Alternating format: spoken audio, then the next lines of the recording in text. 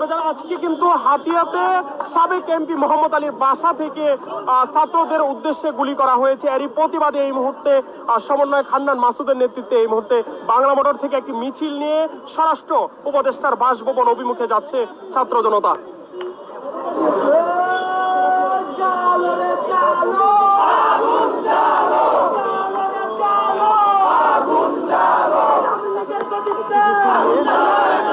দর্শক, হাতিয়াতে সাবেক এমপি মোহাম্মদ আলীর বাসা থেকে ছাত্র জনতার উপর গুলি চালানো হয়েছে।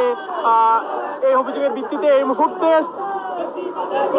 বাংলা মোটর থেকে একটি বিক্ষোভ মিছিল নিয়ে স্বরাষ্ট্র উপদেষ্টার বাসভবন অভিমুখে যাত্রা শুরু করেছে ছাত্র জনতা। দর্শক, আমরা দেখতে পাচ্ছি হান্নান মাসুদের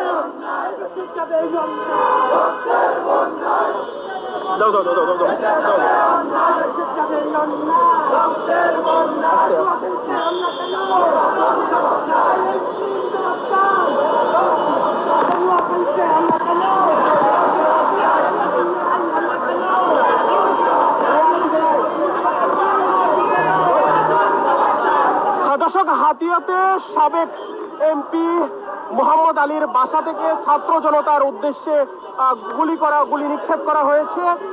এই দাবিতে এই মুহূর্তে এই অভিযোগ এনে কিন্তু এই মুহূর্তে স্বরাষ্ট্র উপদেষ্টার বাসভবন অভিমুখে যাত্রা শুরু করেছে ছাত্র জনতা। বৈষম্য বিরোধী ছাত্র আন্দোলনের অন্যতম সমন্বয়ক হান্নান মাসুদের নেতৃত্বে এই মুহূর্তে স্বরাষ্ট্র উপদেষ্টার বাসভবন অভিমুখে যাত্রা শুরু করেছে।